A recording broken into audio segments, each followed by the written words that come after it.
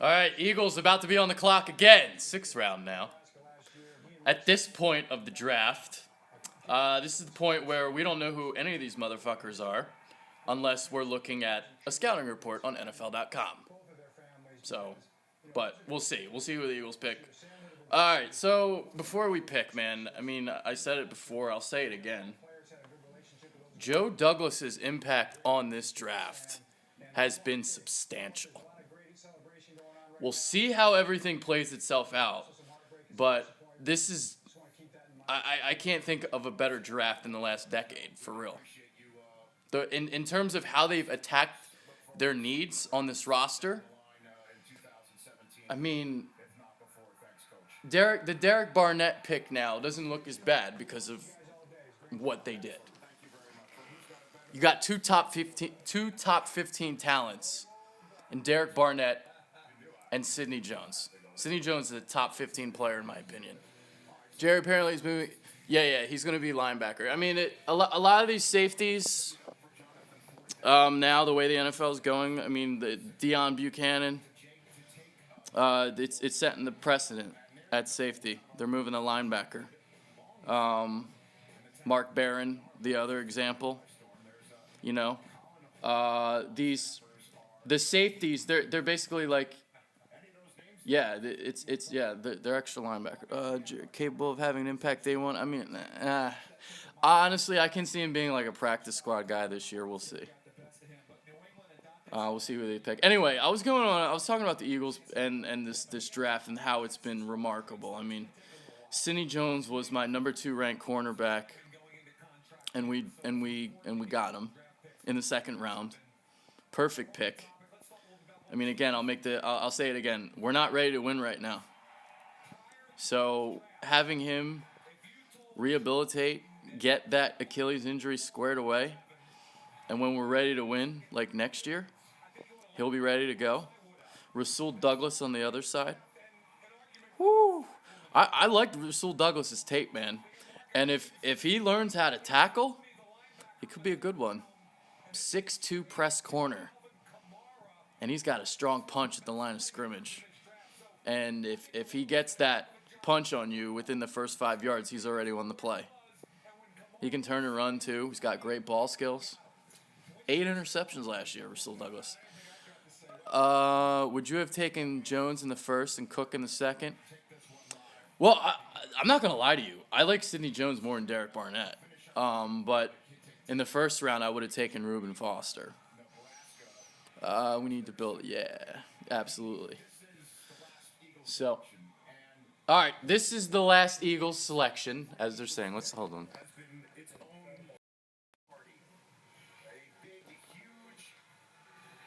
Franklin Parkway, Philadelphia Art Museum, entire city limits park. Yeah, always around the ball. He's a beast.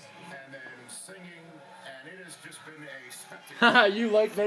For the folks who provided us such great hospitality all week, so let's enjoy what may just be the last one of these. All right, last pick. Who's it gonna be? Yeah, I can see O-line. High school, they won the 7-on-7 tournament. My son's team played for Best available, according to ESPN.com. They still got Lorenzo Jerome here. their 14th pick in the Oh, here we go. 2017 NFL Draft. The Philadelphia Eagles select Elijah Qualls, defensive tackle, Washington. All right, so they add some depth along the D-line at D-tackle. You don't know what's going to happen with Timmy Jernigan. Is he going to re-sign? He's here on a 1-year deal. He's got 1 year left on that rookie deal. So are you going to re-sign him? You got Bo Allen still in the rotation. Dude, I love Bo Allen. I rarely ever see Bo Allen get pushed backwards. And he's a solid run stuffer. Like if the Eagles went into this season with Bo Allen as their defensive tackle alongside Fletcher Cox, I wouldn't. But I think Timmy Jernigan's going to benefit greatly. They're really, building this D line up to get after the quarterback. 6', 313. Lined up at hold on. Let's let May on. His issue is length. He's got short arms, but boy, he's explosive. Look at him down here. Double team, spin out of it. He's very active. He lined up outside. He's got spin moves. That's just a power move with vision right there. Okay. Again, he gets an edge, a soft edge on a guard. He can rush the quarterback. They lined him up and outside. There he is. Stand up outside. How about that? 313. Give me a spin move. That was Sam Tevy. Sam Tevy didn't know what hit A 315-pounder with spin moves. you just certain guys. Nice sack off. That was pretty cool. Now, he's got limitations, but in the 7th round, a 313-pound kid with some explosion. Yeah, I don't hate this pick at all. I mean, like, He's gonna let him get yeah, you just take the best player available. All right. Sidney Jones, though, going to join his college teammate there. Huskies going to the Eagles.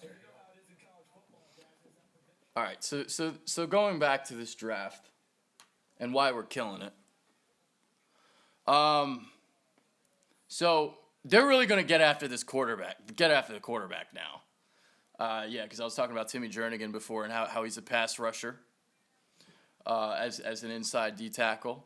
You're going to have Fletcher Cox getting after the quarterback. Derek Barnett is a wide 9 pass rusher. Brandon Graham led the NFL in hurries last year. You know, now I like this guy's videos, so I don't want to like talk shit on him, but there's a guy on YouTube named Philly 500. I don't know if you guys know who this is. He hates Brandon Graham, and I don't understand why. Brandon Graham was outstanding this year. Brandon Graham is a multifaceted defensive end. And when I was talking to Brian Billick at the NFL draft luncheon, you know, it's funny because I was asking him about which D lineman should the Eagles take. And he's talking about, well, is it an edge rusher? Is it a guy that can, you know, set the run game? Or is it a guy, more of a hybrid guy that can cover a little bit? Because, you know, he talks about how the NFL is so specialized. Well, Brandon Graham can do a little bit of everything. He can get after the quarterback. He sets the edge in the run game. And because he has some experience as a 3-4 outside linebacker, he couldn't cover before, but he can drop back and buzz in coverage. So Brandon Graham, man, that dude's a baller.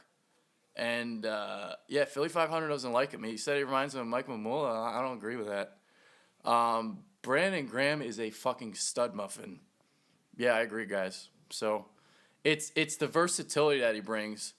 And, you know, he led the NFL in hurries. And part of the reason why he didn't get more sacks is because the secondary was so bad. And the secondary, when you're see the Eagles started losing when teams started getting rid of the ball in like 3 seconds or less. It started in the Washington game. A lot of quick slants, quick hitches. We couldn't cover a fucking nosebleed. So you're just getting the ball out quick. And because the ball's getting out so quick, the pass rush can't get to the quarterback. That's why Brandon Graham led the league in hurries and didn't get as many sacks as he did. So, you know, people, like, when you think about that, you gotta take that into account. So yeah, this D-line should be very, very good in the next couple of years. We'll see what happens at the cornerback spot. But going back to the draft, all right, so since this is the last pick, I mean, dude, so I talked about the top 15 values of Sidney Jones and Derek Barnett, second round value of Rasul Douglas, I believe. And you look at the other needs that, yeah, to question, yeah, if you know what you're watching, you know Brandon Graham is a really good football player. So I talked about the first 3 picks. Now, they've really attacked needs because you look at wide receiver, they needed a deep threat. They got 2 of them. And the hope is that one of them pans out and he becomes the guy that Josh Huff was supposed to be. Josh Huff didn't amount to anything, obviously. So we'll see if, you know, I like Shelton Gibson more than Mac Hollins, to be honest with you. I think Gibson's the guy to watch in terms of who can be that deep vertical threat in a couple years. I would give him the edge over Mac. We'll see. I'm going to watch the tape and, PI all week, PhillyInfluencer.com. I will have film studies on these guys. All right, hold on, Randy. I'll get back to you in a second. I just want to finish my point. So ask that question again, I guess, because I didn't see it.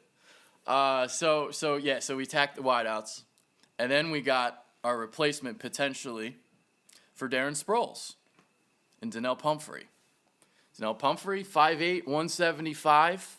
Now, people are saying he's a clone of Darren Sproles. I don't agree with that because Darren Sproles is built like a bowling ball, and his thighs and his legs, he's so thick down there, and he's so strong for a guy his size. Donnell Pumphrey isn't going to be strong. He's going to beat you with his quickness and his ability to turn the corner and his vision.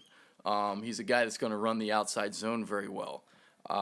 He's got some burst to him. So, and he's going to catch the ball out of the backfield. That's where the Sproles comparison people are making. He's going to take a swing pass in the flats. You put him one-on-one on a linebacker, good night. So he'll get you some yards. All right, yeah. They did very well in this draft. All right, Randy, what was your question? Can you type that out again? If you're there. And I'll keep talking. Hopefully I see the question. I think you had a good question, I remember, and I forget what it was. All right, let's see. Yeah, Elijah Qualls, who they just took, was the 9th best player available still left, according to ESPN's list. So, Patrick Robinson, number 1 cornerback. Douglas, number 2 cornerback. Mill slot starting next year. That sounds about right. I can see Douglas starting from the beginning. But here's the thing though. It's a very, very tough transition for rookie cornerbacks. It's the second toughest transition. Because in college you play the man. In college you play the man. At the NFL you play the air as a cornerback. The air between the wide receiver and the quarterback. It's different. And there's less air to cover, I guess. I don't know if I said that right, but it's very, very tough. Who else would start? Yeah, those look like they would be the guys. I'm really curious to see Patrick Robinson this year. Like that was a good flyer free agency pickup because of what he did 2 years ago. He sucked in New Orleans. He was terrible, getting burned on every Sunday basis. Predictions for next year, I still think we're a 7-9, 8-8 team. Maybe 9-7 is your ceiling, but next year's the year to watch, I think. Just got to trust the process, right? Anyway, I keep looking at the comments and I lose my train of thought. I got to stop looking at them. Who do you think could be really good from this draft besides Barnett and Jones? Rasul Douglas. No, 10-6 or 11-5. Nah, we're not ready yet. I don't think we're ready yet to make that leap. Maybe, but yeah. If they go 10-6 and 11-5, Doug Peterson needs to improve his play calling tremendously. He needs to stop getting so cute. Mike Trout, GOAT. All right. I'm going to end this now because I got to do a post. But, yeah, stay tuned tonight. I'll be doing another video tonight at some point. Yeah. That's it for this one. Peace.